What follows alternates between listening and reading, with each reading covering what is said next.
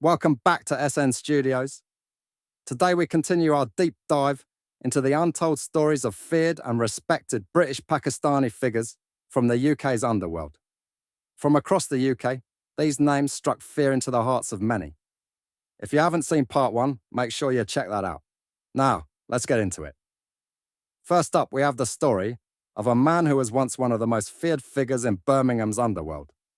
His name was Shawab Latif, but on the streets, he was known simply as Shaba. Shaba was from the Sparkhill area of Birmingham. He was well respected, feared, and known to never back down from a fight. He was the right-hand man to Muhammad Suleiman Khan, also known as the General, one of Birmingham's most feared mobsters. Shaba was deep in the drug game, moving heroin through Birmingham's toughest neighborhoods. His reputation for being a fearless enforcer. But on July 6, 1998, Shaba's life came to a violent end in a deadly setup that would shock Birmingham's underworld.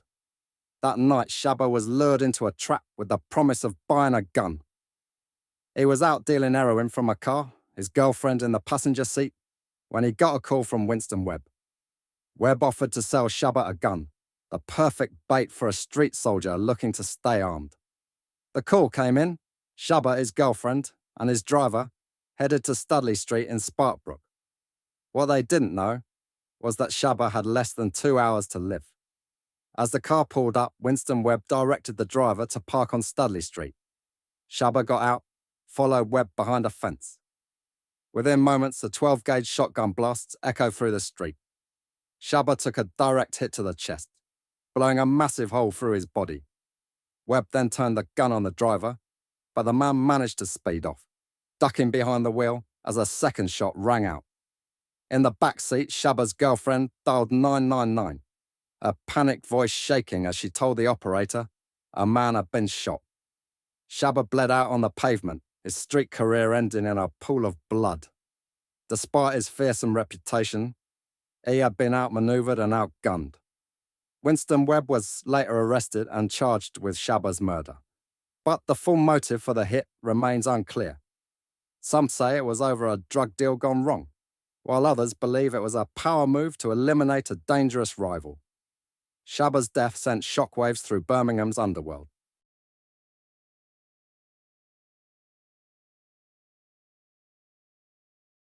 Next, we move to the gritty streets of Lozells, Birmingham, where two brothers built a reputation for being respected, feared, and not to be messed with.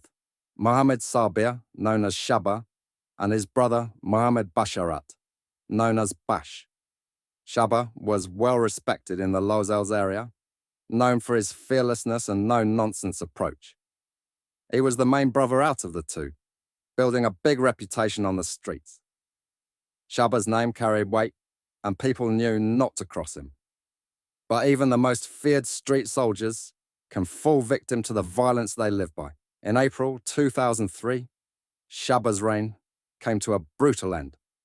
Shaba, then just 22, was shot 16 times with a submachine gun on Lozells Road. He was pronounced dead at the scene, his body riddled with bullets. Mohammed Rafiq was handed a life sentence for the murder of Shaba. 16 shots to take down a single man. That alone tells you the fear and respect Shaba commanded on the streets. Just a few years later, Shaba's younger brother Bash, then 24, met a similar fate. On November the 29th, 2006, Bash was shot in his shop on Villa Road, Lozells. Unlike his brother's murder, Bash's killers were never found. Two brothers, two violent deaths, and a legacy that still echoes through the streets of Lozells. They were feared, respected, and ultimately targeted for the lives they chose.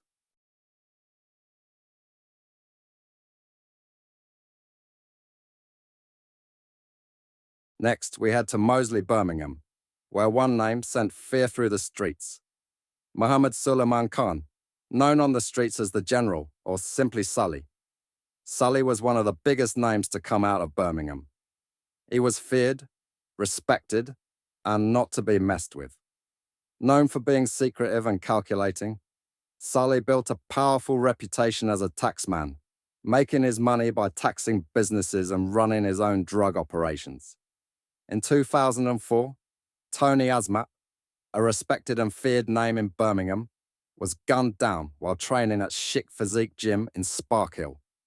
Two gunmen burst into the gym and opened fire, killing Tony Asmat in what was described as a cold-blooded execution. It was rumoured on the streets that Sully was behind the hit, possibly as retaliation for a street fight where Tony Asmat reportedly beat Sully up. Sully was brought in for questioning, but the police took no further action after his alibi placed him in Pakistan at the time of the murder. Even when his name came up in a high-profile murder investigation, Sully remained untouchable, a testament to the power he held in Birmingham's underworld. After serving a jail sentence for tax fraud, Sully returned to Pakistan, where he still lives today. Despite being far from Birmingham, his name continues to echo through the streets as a legend of the UK underworld.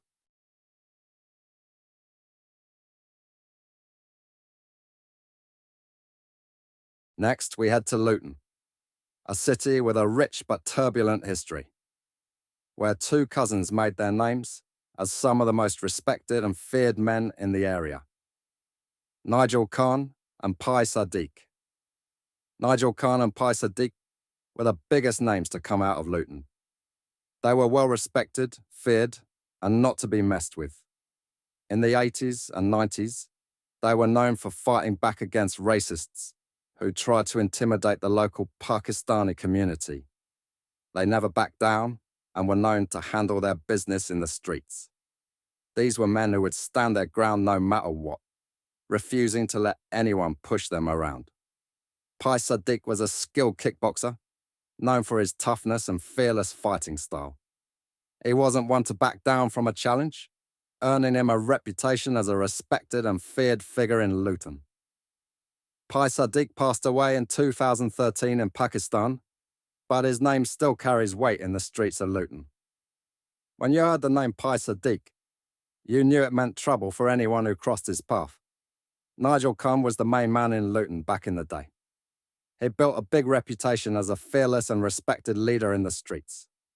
Today, Nigel Khan lives abroad in Pakistan, but his name still echoes through the streets of Luton. Nigel Khan had the respect of his community, but also the fear of his rivals. He's a legend in his own right. Another close friend of Nigel Khan and Pai Sadiq was Mumtaz Baig, known on the streets as Scorpio. Scorpio was a fighter known for never backing down and was well respected in Luton.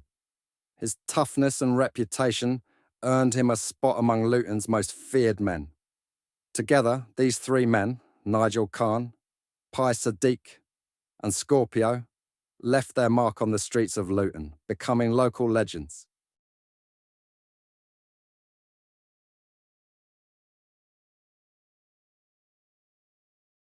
Next, we move to the tough streets of Sheffield, where one name echoes through the alleys of Pittsmoor, Muhammad Ali, known on the streets as Don Clay. Muhammad Ali was well known, respected, and not to be messed with in Pittsmoor, Sheffield. He came from a tough family, being the younger brother of Dax, another respected figure in the area. Together, they built a reputation as fearless men who stood their ground in a city known for its tough streets. These were men who earned their respect the hard way, through fearlessness and a no-nonsense approach to street life. On June 3rd, 2006, Muhammad Ali's life took a deadly turn. That night, Ibrahim Ilyas was gunned down on the streets of Sheffield in what would become a high-profile murder case. Witnesses described the scene as chaotic and brutal, with gunshots ringing out in the dark.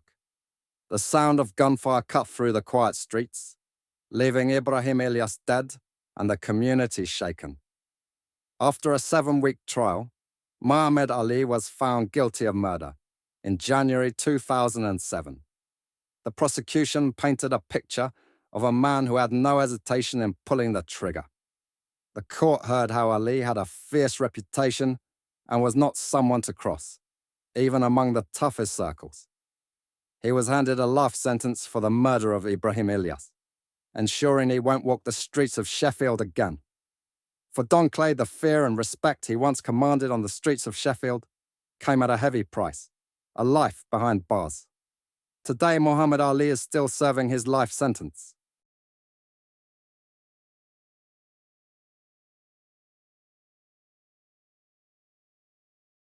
Now we head up north, to the heart of Bradford, where the name Iflak Khan still carries weight, especially in the BD5 West Bowling area. Iflak was a feared, respected and no-nonsense figure in the streets of Bradford, known for settling things face to face. Iflak wasn't just known, he was feared. A man of action, not words always willing to go toe-to-toe with top names. Over the years, he built a reputation in Bradford's criminal underworld for being a man who stood his ground. His long-standing feud with another Bradford mobster, Maggie Khan. One of their most infamous showdowns took place in Leeds, a brutal one-on-one fight that many still talk about to this day. But even the toughest street reputations don't last forever. In 2013, Iflak Khan's empire took a hit. Police foiled a dangerous plot to transport a deadly firearm, a 12-gauge double-barrel sawn-off shotgun, all the way from Bradford to Birmingham. Authorities believed the weapon was destined to be used in a targeted, potentially lethal shooting. Iflak and 3 other men were caught in the act as part of a surveillance operation. The gun, made in Spain, had a double-trigger mechanism, designed for quick destruction. This wasn't just about drugs or street fights. This was a planned, armed hit. And it was enough to bring the full force of the law down on Iflak. In court, all 4 were convicted and received combined sentences of 26 years. Iflak himself was handed a 7-year jail sentence. If you want to watch the full fight between Iflak Khan and Maggie Khan in Leeds, it's available only through our SN Studios membership. Click the link below.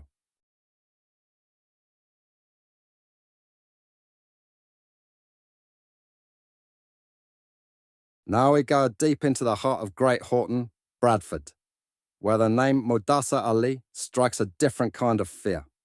Unlike street brawlers and local dealers, Modasa was on another level, a man who armed the underworld.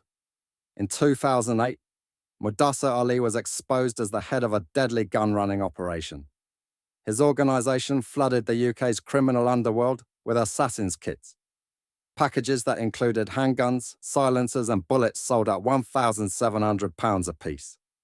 These kits were referred to as ballistic bling, status symbols in the gang world, especially among violent street crews in Bradford, Manchester, Leeds, Sheffield and Liverpool. The reach was nationwide, the damage was real. These kits were linked to shootings, executions and violent robberies across the UK. Modasa didn't just sell weapons. He was arming full-scale criminal enterprises. In 2008, the law caught up. He was jailed for 18 years, one of the heaviest sentences handed out in Bradford at the time for gun crime. But fast forward to today, Modasa Ali is a free man. He's kept low profile, staying out of trouble, and now runs his own businesses.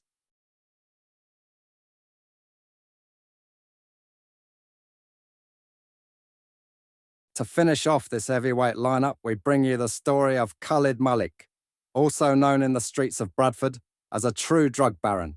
Back in his day, Khalid Malik wasn't just known in Bradford, he was known across the country and beyond.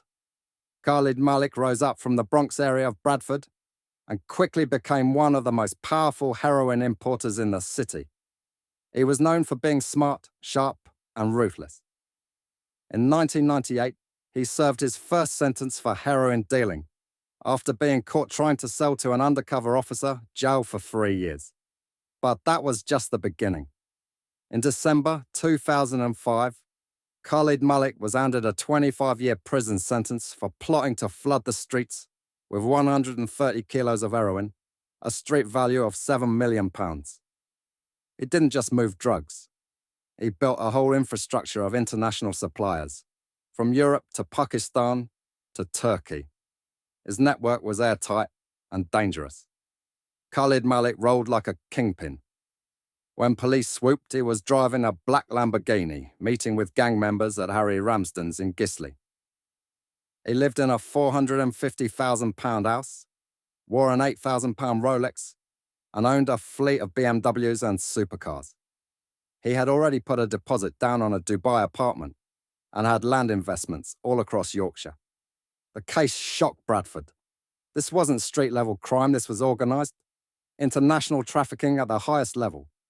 Khalid Malik served serious time. But today, he's a free man. From Birmingham to Luton, Sheffield to Bradford. These were the men who built empires, fought battles, and shaped the streets around them. This is SN Studios. Like, share, and subscribe.